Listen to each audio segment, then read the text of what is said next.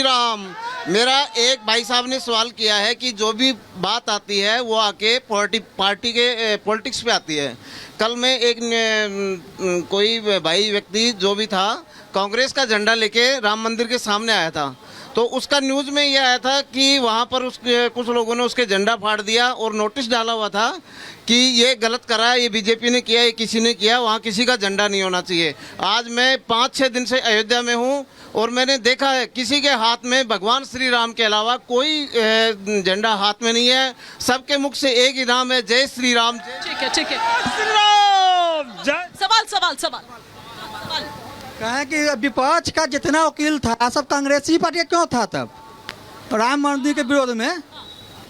जो क्या बोल रहे हैं वो कह रहे हैं कि हाँ, जब आप सुप्रीम कोर्ट का सम्मान कर रहे हैं और पूरा विश्व राममय हो चुका है, तो आप राम मंदिर प्राण प्रतिष्ठा का बहिष्कार क्यों कर रहे हैं? और न्योता देने के बाद भी आप न्योता में नहीं आ रहे, इसका मतलब सुप्रीम कोर्ट का कोई बहिष्कार नहीं है, कोई बहिष्कार नहीं है। ये फर्जी सवाल है। कोई बहिष्कार कांग्रेस पार्टी के द्वारा नहीं हो रहा है। हाँ। ये बकवास की बात है कि कोई बहिष्कार कर रहा है। मैडम ने भी कहा है अभी कि राहुल गांधी ने भी कहा है कि जो जाना चाहता है कांग्रेसी जाए, बाद में जाए, पहले जाए, उस दिन भी जाए। कोई बहिष्कार नहीं है। ये बकवास का सवाल कर रहे हैं। हाँ। अच्छा ठीक है, एक करके सूर्य मैथिल जी का मैं जरा यहाँ पर रुक करती हूँ। सूर्य मैथिल जी, लेकिन अभी थोड़ी देर पहले यहाँ पर बात हो रही थी कि किस तरह से चुनावी फायदा जो है वो उठाने की कोशिश दरअसल इसकी हो रही है।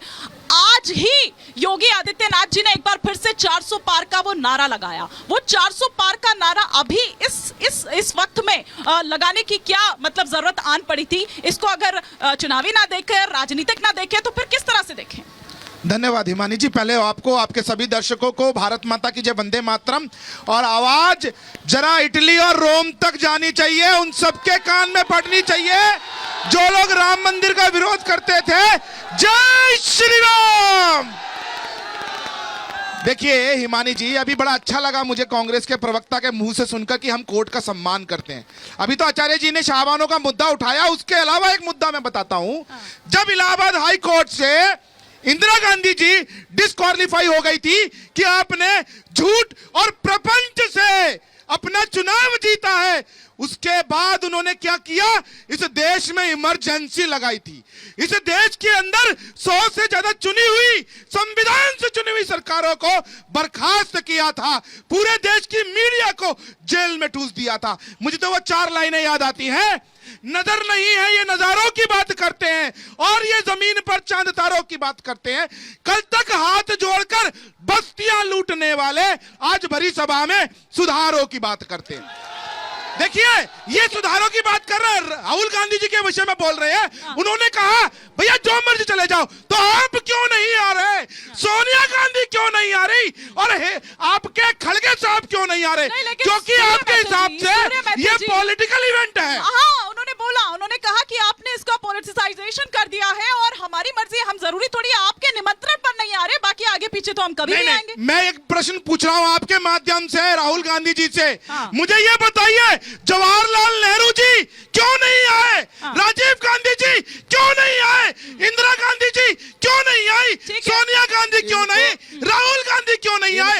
आखिर आज तक इस अयोध्या की पावन धरती पर क्यों नहीं कभी गांधी परिवार के किसी व्यक्ति ने यहाँ पर मत्था रगड़ा? आप अजमेर शरीफ जाकर वहाँ पर चादरें चढ़ा सकते हैं, लेकिन भगवान श्री रामचंद्र जी के चरणों में माथा नहीं टेक सकते।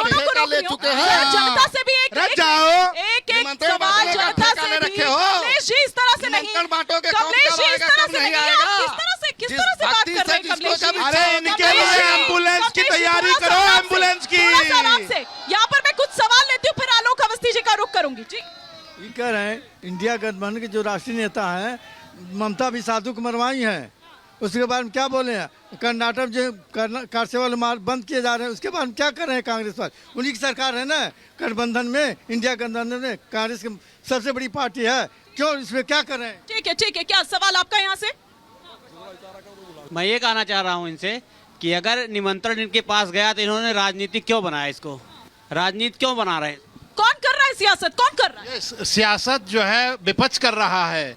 मैं ये पूछना चाह रहा हूं कि इनका पत्थर दिल क्यों है? जब राम जी ने अहिल्या को तारा था तो इनको तारने में राम जी ही तारेंगे इनको। ये राम जी ही तारने वाले हैं। जो अहिल्या को तार सकते हैं वो विपक्ष के पत्थर वाले दिल को भी तार सकते हैं। आपका क्या सवाल है? अब राहुल गांधी सोनिया गांधी को समझ में आ गया है कि वो लोगों ने जो कहा ना कि इनको जाना है जाए, अभी तक वो सब बना कर रही थी कोई मत जाए, अब उनको समझ में आ गया राम जी का पावर उनको समझ में आ गया। बकवास की ठीक है, बात है ये ठीक है, सब। ठीक है। मैं अब कभी शरद किसी ने शुक्ला किसी जी को से मना फिर नहीं मैं किया फिर मैं है। आ रही हूँ। शरद शुक्ला जी से मैं इस पर जवाब चाहूंगी, उसके बाद आलोक अवस्थी जी आ रही हूँ और आचार्य जी आ रही हूँ।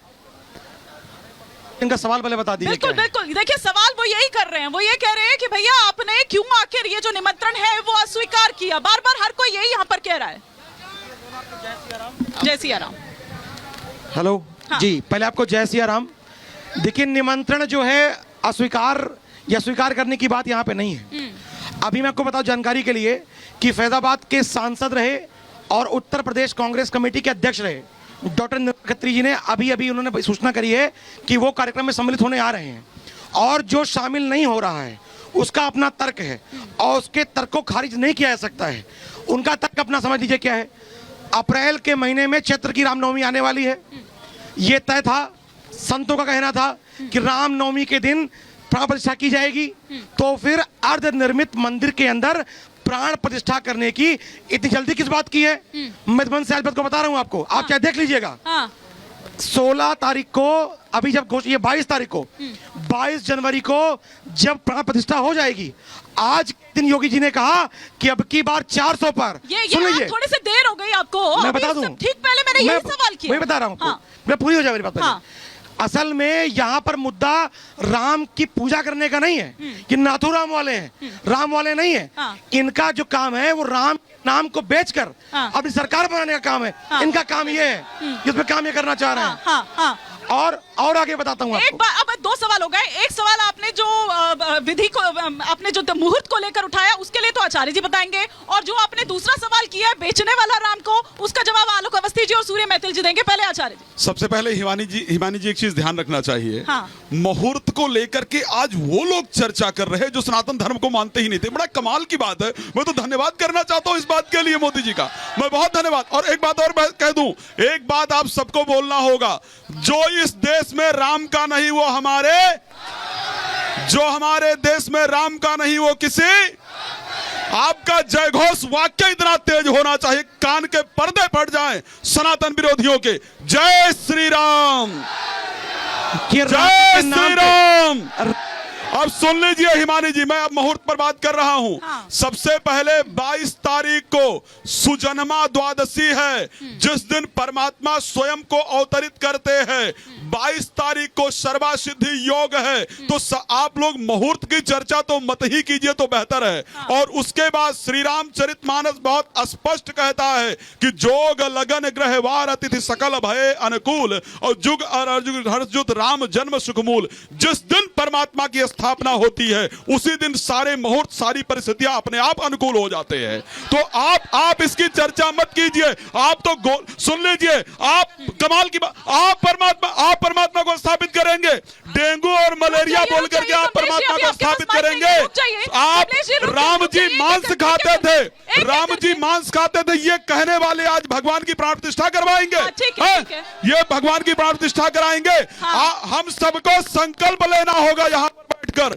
आज शायद पब्लिक के चैनल में सबसे ज्यादा पब्लिक दिख रही है और ये दिख रहा है कि शायद राम का समर्थन हो रहा है। तो एक बात ध्यान रखिए, हम सबको ये संकल्प लेना है कि जो आज तक राम मंदिर का विरोध करते आए हैं, जो राम का विरोध करते आए हैं, जो सनातन का विरोध करते आए हैं, हम उनको अपने दरवाजे पर नहीं आने देंगे। हम भी